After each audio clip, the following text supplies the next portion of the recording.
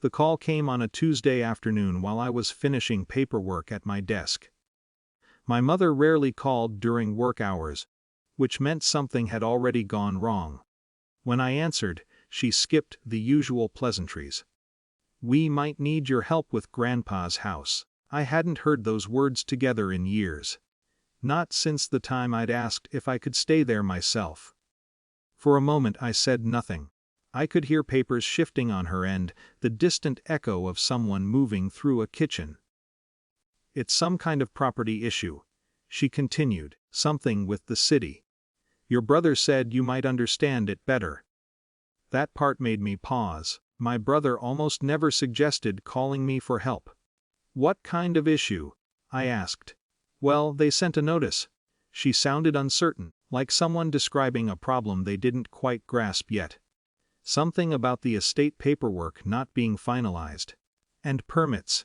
And taxes." I leaned back in my chair. Grandpa's house. Even hearing the phrase still carried a strange weight. It had been a small place. 2 bedrooms, a deep front porch, an apricot tree in the backyard that my grandfather refused to cut down even after the branches started leaning into the fence. Nothing impressive. But after he passed, it suddenly became the most important property in the family. At least for one person. My brother moved in less than a month after the funeral. At the time everyone said it made sense. He was between jobs. Needed stability. The house was, for family, after all. No one mentioned rent. No one mentioned time limits. It just quietly became his place. A year later I hit a rough stretch myself. The company I worked for shut down a division unexpectedly. My lease ended around the same time. For a few months everything felt like it was sliding out from under me at once. I remember sitting at my parents' kitchen table explaining the situation, not asking to move in permanently. Just for a little time until things stabilized.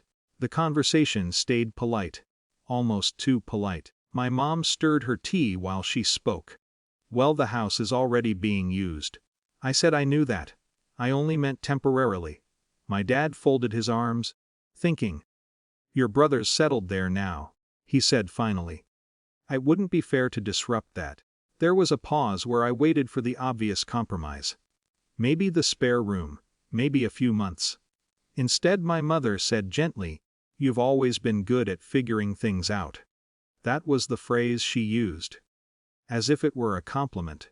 I remember nodding like it made sense. Then I left and found a sublet across town. For a while I stayed in places that never quite felt like home. A shared apartment with a rotating group of roommates. A basement studio where the heating worked only half the time. Eventually things improved. New job. Better stability.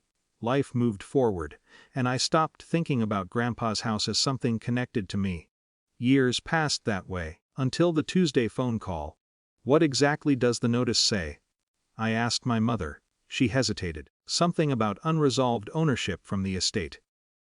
That got my attention. Because I now worked in property compliance. Most of my job involved untangling paperwork exactly like that. "Send me a photo of it," I said. A few minutes later the message arrived. The city had flagged the property because the estate transfer had never been finalized. Technically the house still belonged to my grandfather's estate on record. Taxes were overdue under the old classification, and the city had issued a deadline to resolve it. If no one fixed the documentation, the property could face penalties. Possibly worse. I called my mother back. "This should have been sorted years ago."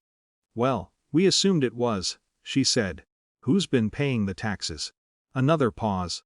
"Your brother handles the house." That wasn't really an answer. A week later we all met at the property office. The building smelled like old carpet and printer ink. My brother sat across the table, looking irritated, like the entire process was an inconvenience rather than a problem. The municipal officer reviewed the file carefully. "The issue is simple," she said eventually. "The estate transfer was never completed. Legally the property doesn't belong to any of you yet." My brother frowned. "But I've been living there for years." She nodded politely. That doesn't establish ownership. She slid a document across the table. To finalize this, the heirs need to formally register the property. That also means assigning responsibility for taxes, maintenance, and occupancy.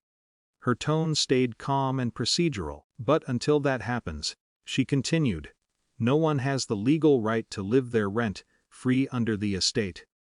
My brother shifted in his chair. So what does that mean?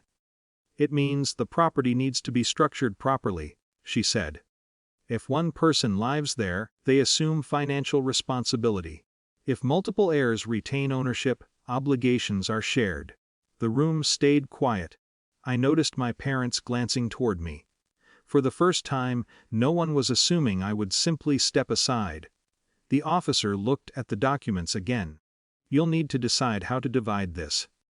After the meeting, we stood outside the office building.